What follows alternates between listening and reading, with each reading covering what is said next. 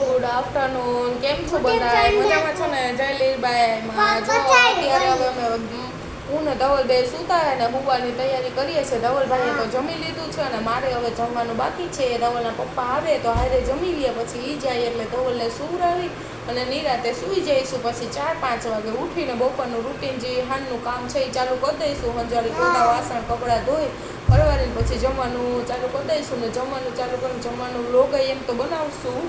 અત્યારે તો હું એકલી છું એટલે આમ કેમેરા ફોન પકડવામાં તો હરખું જ આવતું નથી. સાંજે ધવલને કહીશ કે હું જમવાનું બનાવીશ ને તું ફોન પકડી રાખ ને મારો વિડીયો ઉતારી દે.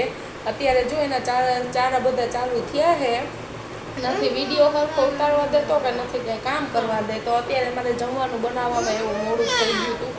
12:30 જેવું થઈ ગયું ત્યાં જમવાનું બનાવી લીધું ને ફ્રી થઈ. હું સવારના 6 વાગ્યાને ઉઠીને બેઠા હતા પણ કાંઈ કામ તો કરવા દઈએ નહીં. 10-10:30 વાગ્યા ત્યારે માને ને મેં ફોન દીધો મારો કે હાલે ઘડીક રમ પછી તું ચાલો વિડીયો હું હે ને પછી નિરાતે આજે ફ્રી હતી. હમણાં 3-4 દી થયા તો વિડીયો નહોતા બનાવ્યા. આજ હવે ફ્રી થઈ તો મેં કીધું હાલો ધવલભાઈ વિડીયો સ્ટાર્ટ કરીએ કે તું હાલનો વિડીયો બનાવી દેજે મને જમવાનું કરું.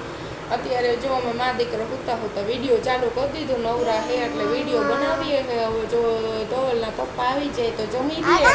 જમી અને પછી હવે નિરાયતે સૂઈ જવું હોય. આજ નીંદર એવી આવે છે હમણાં વરસાદ 3-4 દી થયાનો તો બંધ થઈ ગયો હોય એટલે કાંઈ વાંધો નથી.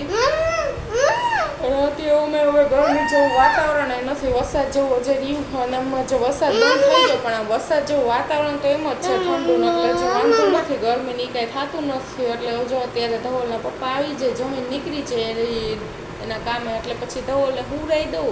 કામ કરીને વાસણને ધોઈ અને ધવલને હુંરાવીને પછી પાછો 4-5 વાગે ઉઠે એટલે ઘરનું કામ ચાલુ થઈ જાય. ચાલુ કરીને પછી હાલના જમવાનું બ્લોગને બનાવશું.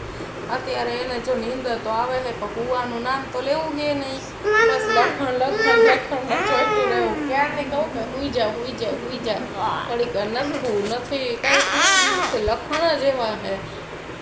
હાલો હવે બાય બાય. જય લીલબાઈમાં. સાંજે બનાવશું જ્યારે જમવાનો વિડીયો ધવલને કહીશ કે તું ઉતારી દે એવી રીતે હાલનો વિડીયો બનાવીને પાછો બ્લોગ બનાવીને મૂકશું. અત્યારે જય લીલબાઈમાં.